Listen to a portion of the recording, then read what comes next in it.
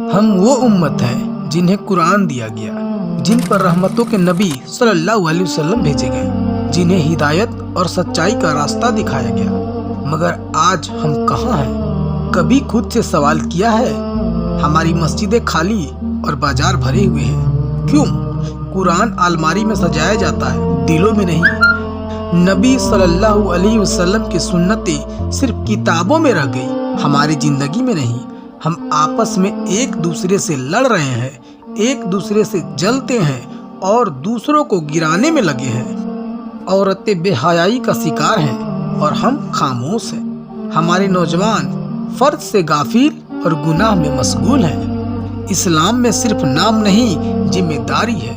اللہ تعالیٰ فرماتا ہے سورہ عمران سورہ نمبر 3 آیت نمبر 110 میں، اب دنیا میں وہ بہترین امت تم ہو جسے انسانوں کی رہنمائی اور سدھار کے لیے لایا گیا ہے۔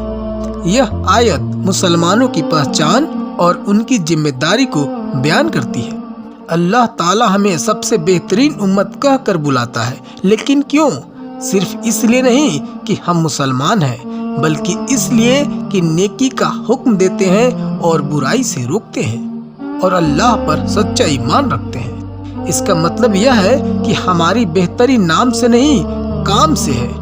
آج ہم اسلام کو سر کے تاج کی طرح نہیں، بوجھ کی طرح لے رہے ہیں اور پھر امید کرتے ہیں کہ دنیا ہمیں عزت دے۔ ہم وہ امت بن گئے ہیں جن کے پاس قرآن ہے لیکن الماری میں بند ہے۔ ہم وہ امت ہیں جن کے نبی صلی اللہ علیہ وسلم کی سنتوں کا مذاق اڑایا جا رہا ہے اور ہمیں احساس تک نہیں ہوتا۔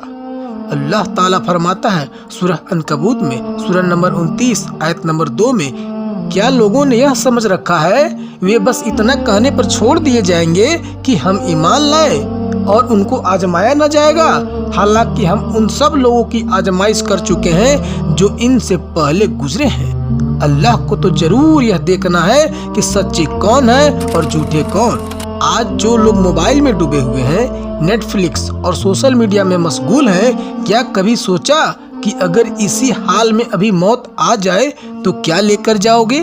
اللہ تعالیٰ فرماتا ہے سورہ فجر سورہ نمبر 89 آیت نمبر 24 میں، وہ کہے گا کہ کاش میں نے اس زندگی کے لیے کچھ بھیجا ہوتا۔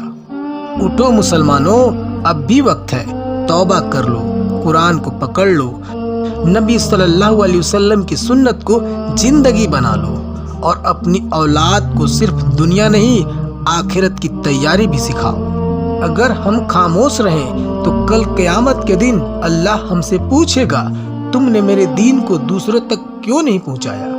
برائی دیکھ کر خاموش کیوں رہے؟ جب لوگ گمراہی میں تھے تم نے انہیں راہ کیوں نہیں دکھائی؟ نبی صلی اللہ علیہ وسلم نے فرمایا، میرا پیغام لوگوں کو پہنچاؤ اگرچہ ایک ہی آیت ہو۔ بھائیوں، یہ نبی صلی اللہ علیہ وسلم کا حکم ہے۔ یاد رکھو، اگر ہم نے اپنی ذمہ داری نہیں نبھائی تو دنیا اور آخرت دونوں جگہ رسوائی کا ہی سامنا کرنا پڑے گا۔ اللہ تعالیٰ فرماتا ہے، تم نہ اٹھو گے تو اللہ تمہیں دردناک عذاب دے گا اور تمہاری جگہ کسی اور گروہ کو اٹھائے گا اور تم اللہ کا کچھ بھی بگاڑ نہ سکو گے۔ اس لیے سمے رہتے اپنے آپ کو سدھار لینے میں ہی کامیابی ہے۔ قبر میں صرف اعمال ساتھ ہوں گے، نہ ڈگریاں کام آئیں گی، نہ مال و دولت کام آئے گی، نہ فون، نہ اسٹیٹس کام آئے گی۔ کام آئے گی تو صرف نماز، نیکی اور لوگوں کو دین کی طرف بلانے والی قدم۔ اللہ تعالیٰ فرماتا ہے سورہ عصر میں سورہ نمبر 103 آیت نمبر 1 سے 3 میں، زمانے کی قسم، انسان حقیقت میں گھاٹے میں ہے، سوائے ان لوگوں کے جو ایمان لائے اور نیک اعمال کیے اور ایک دوسرے کو حق کی نصیحت کی اور صبر کی تاکید کرتے رہے۔ چلو آج سے شروعات کریں، ایک نیک عمل سے، ایک دین کی بات سے، ایک برائی کو روکنے سے، ایک دل کو ہدایت سے جوڑنے سے۔ اللہ ہمیں ہدایت اور اخلاص سے بھر دے، آمین۔